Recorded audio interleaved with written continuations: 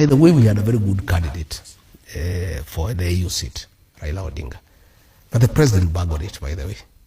And I feel for Raila Odinga. And by the way, I wished him well. And honestly, from the bottom of my heart, I really wanted him to be the AUC chairman so that he can have a dignified exit. This is a man who has gone through hell. He has been in detention for 8 years. Okay. He almost lost his family. He's a man who has really struggled. He was championed the second liberation. He has fought for democracy. He was very instrumental in the 2010 constitution. I honestly, from the bottom of my heart, felt that if he became the AUC chair, it was a very dignified exit for a man who has given his life for this country.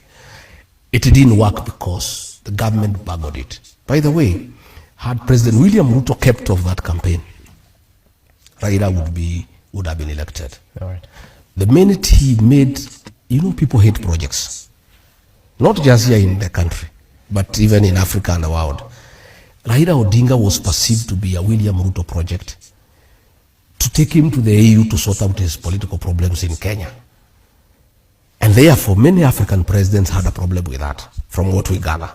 They said, we don't want William Ruto to dump Raila in AU to sort out his problems at home. So many people had a problem with that. Again, they were also not able to study the geopolitics in a proper manner and see how to handle them. Then the way the president handled the DRC issue, he rubbed many people the wrong way. Again, I don't know who advised these people. There was no need to take a cheering squad to Addis Ababa.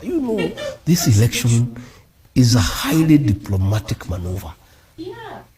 Whispering to the ears of presidents.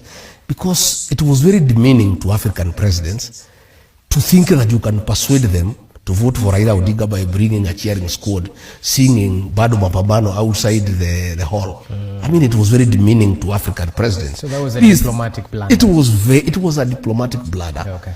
This guy who won came with only 4 people. Because these are presidents. These are people who make decisions based on many facts. You cannot persuade them by cheering. Okay. By bringing a crowd to sing around there and all that.